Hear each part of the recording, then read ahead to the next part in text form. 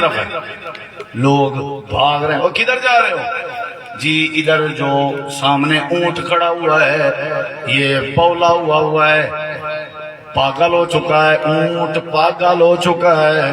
اللہ کے نبی ہم بھاگ رہے ہیں، جسے کہتے ہیں کہ فلاں جانور چھتا ہو چکا ہے نا جی، یہ اونٹ بھی پاگل ہو چکا ہے، مالک بھی اس کے قریب نہیں جا رہا۔ ادھر دیکھیے میرے نبی پاک نے اپنا راستہ تبدیل کر دیا، اونٹ کی طرف چل پڑے۔ سارے کہنے لگے سونے ہو آپ نہ جائیں، آپ نہ جائیں۔ اونٹ کو کیا پتا کہ آپ کی عظمت کیا ہے، اونٹ کو کیا پتا کہ آپ کا تعارف کیا ہے، آپ نہ جائیں، ہو سکتا ہے آپ کو پریشان کر دے۔ میرے نبی نے فرمایا میرا راستہ چھوڑ دیں، آؤ اپنے نبی کا تعارف دیکھو۔ اللہ کے نبی جب اونٹ کے قریب گئے، بھلا اونٹ کو بھی کبھی زبان آتی ہے، اونٹ کے جو ہی قریب گئے، اللہ کے نبی کا وجود جو ہی اس کے قریب ہوا، جو پاگل ہو چکا تھا، مالک بھی ڈر رہا تھا، لوگ بھی بھاگ رہے تھے، اس اونٹ نے ایسا اپنا سر نیچے کر لیا۔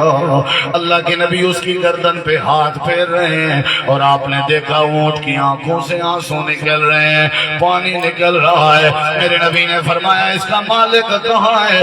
جی اللہ کے نبی میں حاضر ہوں۔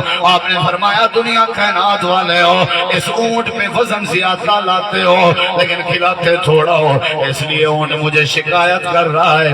اسے پتہ چل گیا تھا جو بندہ قریب جاتا اونٹ پاگل سے سر اوپر کر لیتا۔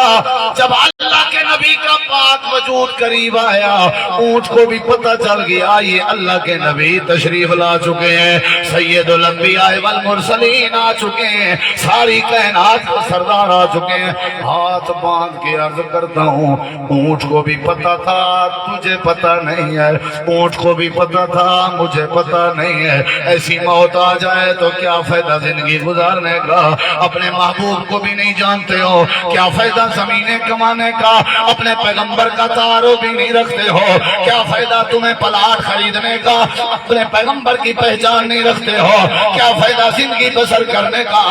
یہ اونٹ تھا جسے پتہ تھا پیغمبر تشریف لا رہے ہیں، اللہ کے نبی چلے گئے، اونٹ کی سختی ختم ہو گئی۔ آؤ میں آپ کو تیسری